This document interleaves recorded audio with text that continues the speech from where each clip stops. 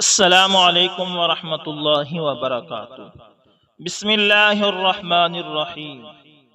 صحابی کے حکم پر درندوں کا جنگل خالی کرنا 250 ہجری ہے اور حضرت امیر معاویہ رضی اللہ تعالی عنہ بساط خلافت کے واحد حکمران ہیں۔ سابق خلفاء کی طرح اسلامی فتوحات وسعت پذیر ہیں۔ حضرت معاویہ رضی اللہ تعالی عنہ نے حضرت عقبہ بن نافع رضی اللہ تعالی عنہ کو افریقہ فتح کرنے کے لیے حکم دیا۔ حضرت عقبہ بن نافع رضی اللہ تعالی عنہ نے افریقہ میں فتوحات حاصل کی۔ جب قیروان کے پاس پہنچے تو ایک مہیب اور خوفناک جنگل کے سوا کچھ نہ تھا۔ خطرناک درندوں، زہریلے سانپوں اور وحشی جانوروں کا مسکن تھا۔ وہاں انسانوں کا گزرنا ناممکن سی بات تھی۔ سالوں تک درندوں سے مقابلہ کرنے کے بعد ہی کہیں آبادی کی نوبت آ سکتی تھی، مگر حضرت عقبہ بن نافع رضی اللہ تعالی عنہ نے قیروان کو ایک اسلامی شہر بنا کر آباد کرنا طے کر لیا تھا۔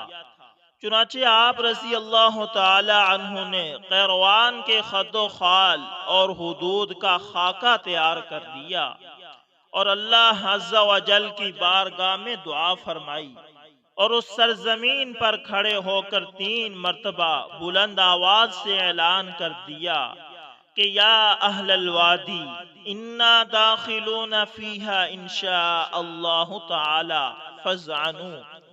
اے جنگل کے باشندوں، اب ہم مسلمان اس کے اندر آنا چاہتے ہیں انشاءاللہ، بس تم سب کوچ کر جاؤ۔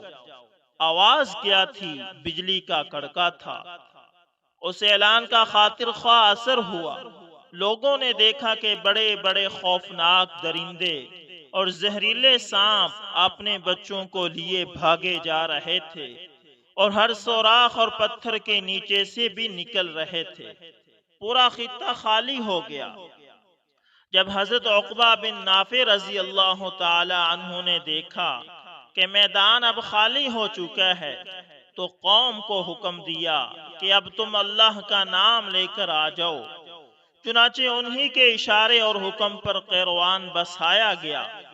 بڑے بڑے غیر مسلم مورخ آج حضرت عقبہ بن نافع کو قیروان کا آباد کرنے والا تسلیم کرتے ہیں۔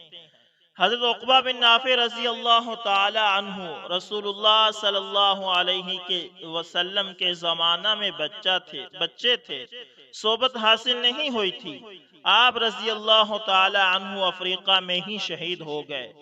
اس حیرت انگیز واقعے کو دیکھ کر ایک جمع غفیر لوگوں کا مسلمان ہو گیا۔